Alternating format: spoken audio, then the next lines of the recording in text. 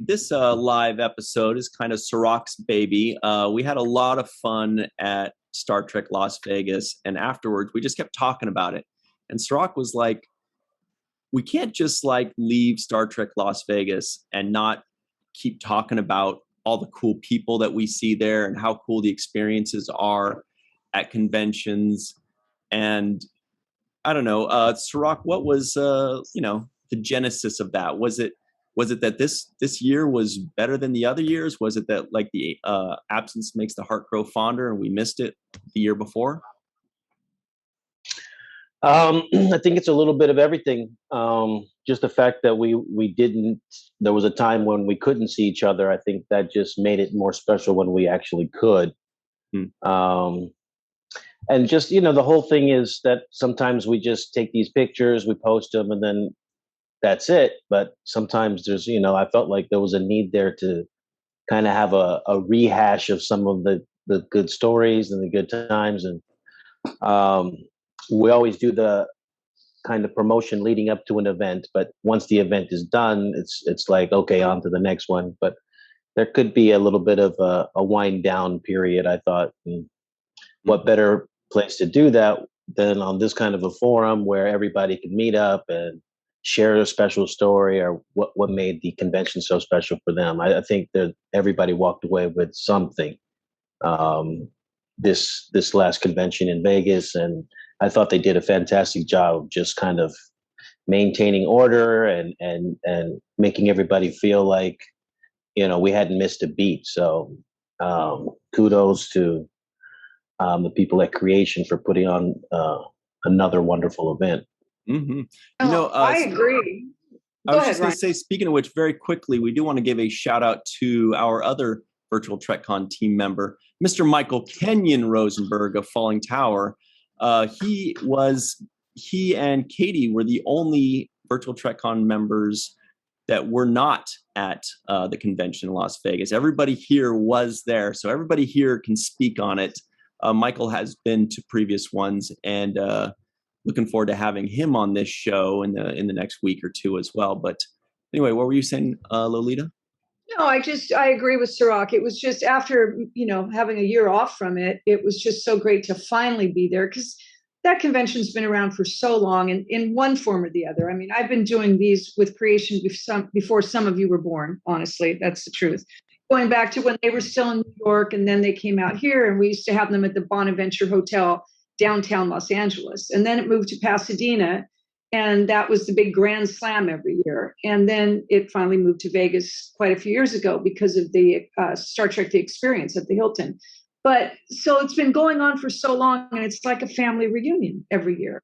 And totally. To miss one year because of COVID, it hurt everybody, emotionally, physically, financially, whatever. But it was just so nice to have so many people there. And Sirach's right. They didn't skip a beat. We had to wear masks, which was fine. There was plexiglass in place. There were certain things that we're not used to, but it felt like going home. Mm-hmm.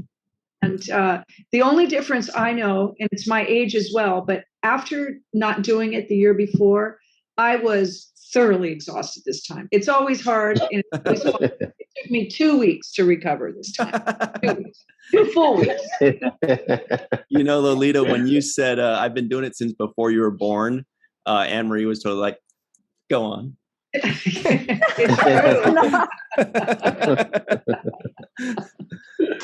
not even true. And I think there was something nostalgic about it too, in the way, because knowing that like this is the last year that it's going to be at the Rio. Yeah. I've only ever that's been. why I bought these souvenirs. Oh wow! Well then, whatever. I've only ever been when it was at the Rio. I didn't get to go when it was at the Hilton Star Trek Experience or anything like that.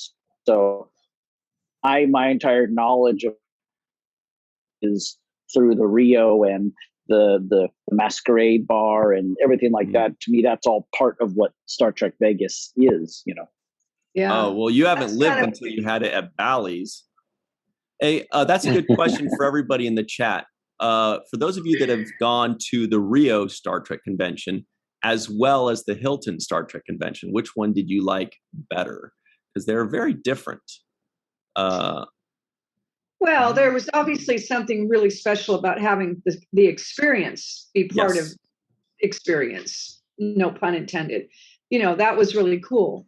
I think the Rio overall is a better venue. I'm a little nervous because of going to a new place. I know the Rio like the back of my hand, and we have to know how to get here and there without going through the main hall and the back bowels of the convention center or the restaurants. So that part makes me nervous because that's a whole learning curve that takes a couple years to really learn. So it's like that part will be starting over. But I think it's supposed to be a beautiful, beautiful venue. So that I'm looking forward to. Yeah. Well, does the Bally's have a convention center that's actually connected to the hotel, or are we gonna have to like walk through a parking lot? Or I'm not. Well, what I understand, we're going to be at a convention center that is part of Bally's. I haven't been there. I've only whatever I've heard from Creation, but they love the venue. So. Yeah, and the thing that I would add to that is the Hilton, which is where the original experience was, and the Rio are both off of the main strip of Las Vegas Boulevard. So you're kind of isolated once you're at the convention. If you want to have a meetup group outside, it's a lot of coordinating to get to the main strip and to kind of do that. So the one advantage that I believe that Bally's is going to offer for everybody is the fact that they will be staying on the strip. So you can walk across the street to Bellagio, you can walk across the street to the Cosmopolitan, you can go to the Caesar's Palace right down the street. So you're literally in the heart of the action of Las Vegas. I think that's going to increase the intensity and the opportunities to do extracurricular activities after the convention's over. Right, but see Well said. but see the gain of being able to walk out onto the strip is cool, but the negative is then all the normies are going to come invade our convention. They're all going to And the Rio is perfect for that. They won't. They have to pay to get in. They won't.